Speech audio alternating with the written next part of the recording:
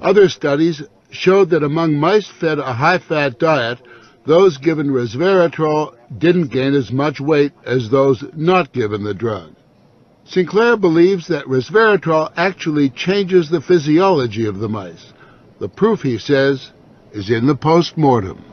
Their organs looked pristine, youthful, fat-free, and their physiology was just like they were dieting, but they were fat. Convinced they were on the right path, they fast-tracked the drug into human trials on people with untreated diabetes, and the results were impressive. It significantly lowered glucose and insulin levels without the patients changing their diet or taking any other drugs. Originally, our hope was that you'd be able to prevent diseases of aging. What we ended up seeing is actually you could therapeutically intervene in patients who have diseases of aging, and that was unexpected. Yeah, the diabetic patients have high blood sugar, and the molecules bring it down. That's treatment, that's not prevention.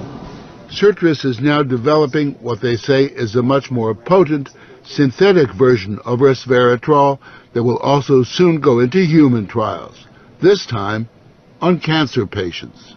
I keep on thinking, you know, what used to seem like it was science fiction, I actually believe the biology is right, and if we're right, this may be the most important thing that we're going to do in our lives. Possibly, but it is important to remember that 9 out of 10 drugs that look good in mice ultimately fail in human trials. Still, the speed and results generated by Sirtris and the resveratrol drugs are unusual, and Sinclair believes these drugs will not only keep people living longer, but will keep them healthy longer. What we're talking about is potentially making a 90-year-old as healthy as a 60-year-old. A 90-year-old can play tennis and see their great-grandkids graduate from college. People will live active, healthy lives and then die quietly in their sleep, and that's really the aim here with these medicines. Are we on the edge of maintaining active lives into our hundreds, for example? Well, we've certainly passed a corner in terms of the science, and someone's going to achieve it, and if it's not us, it's going to be someone else. But the question that most of us want answered is, when do we get this pill? I would say 5 years, to be conservative, that this will happen within our lifetimes. I'm fairly certain about that.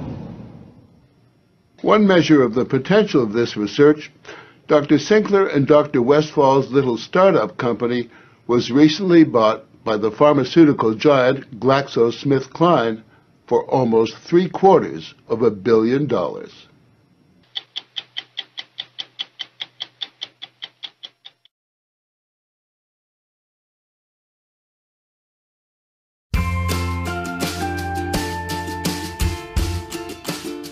What you want to do is twist off the top.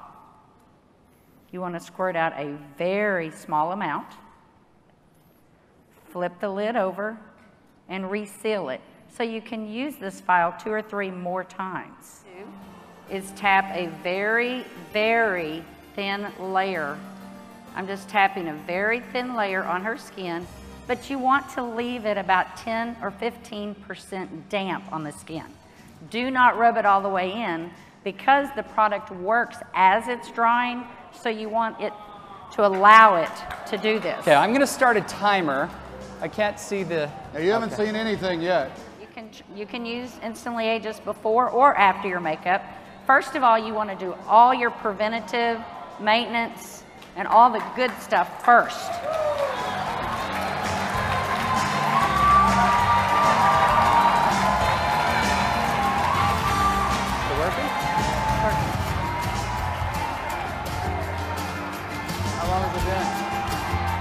What do you see?